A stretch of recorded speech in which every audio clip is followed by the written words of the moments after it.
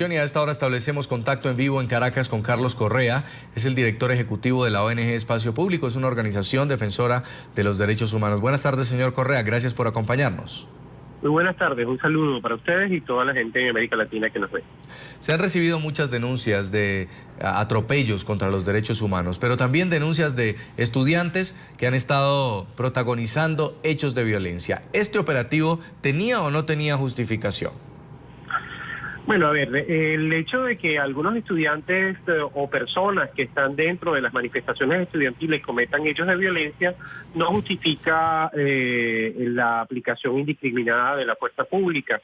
De alguna manera lo que ocurrió anoche demuestra el fracaso del Estado venezolano en entender cuáles son las razones o cuáles son las demandas de estos jóvenes que estaban en 3 campamentos denominados así en la ciudad de Caracas. Es decir, hay una incapacidad de dialogar y de conocer cuáles son sus razones y tratar de ver de qué manera se atienden, ¿no? Estábamos escuchando aquí en NTN24, por lo menos las declaraciones de varios testigos que estuvieron allá y que vivieron en carne propia la fuerza que utilizaron las fuerzas del gobierno de Venezuela.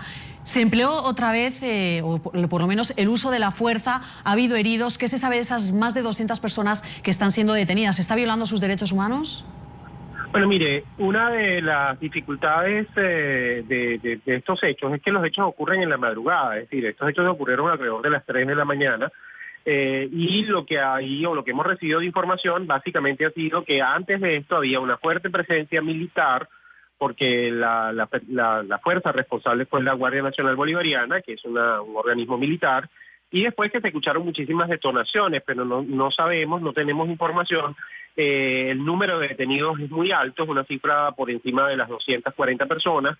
Entonces ahí hace que las organizaciones y personas que están acompañando a las víctimas tengan que hacer un trabajo muy grande para tratar de obtener la información.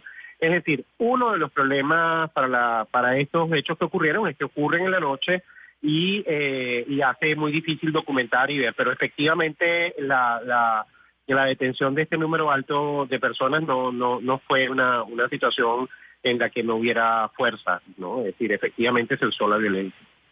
Es decir, señor Correa, ¿deberían quedar en libertad estas 243 personas en las próximas horas?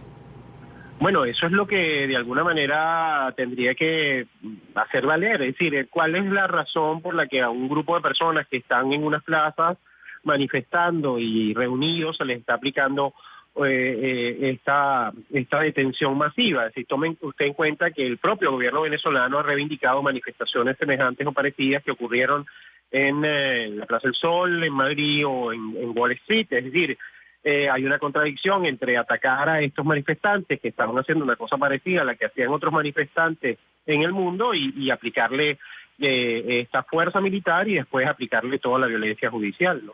Dice precisamente al comienzo de esta entrevista que esto lo que está demostrando es la incapacidad de diálogo que tiene el gobierno de Venezuela. Preguntarle entonces si lo que hemos presenciado esta madrugada con esas más de 200 detenciones arbitrarias con el uso de la fuerza van a seguir produciéndose.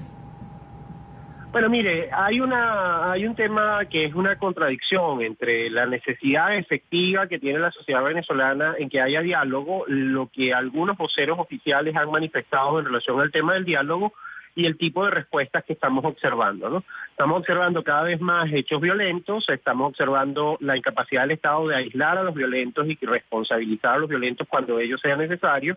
Y efectivamente esto no contribuye a que efectivamente haya diálogo. Es decir, el diálogo en Venezuela tiene que incorporar a los partidos políticos, pero también tiene que incorporar a estos jóvenes o a los representantes de estos jóvenes que están manifestando y que están haciendo valer un conjunto de quejas, ¿no? Es decir, si eso no se incorpora va a ser muy difícil que vamos a resolver esta crisis política, ¿no? Queremos agradecerle mucho, señor Carlos Correa, director ejecutivo de la ONG Espacio Público, por haber estado con nosotros.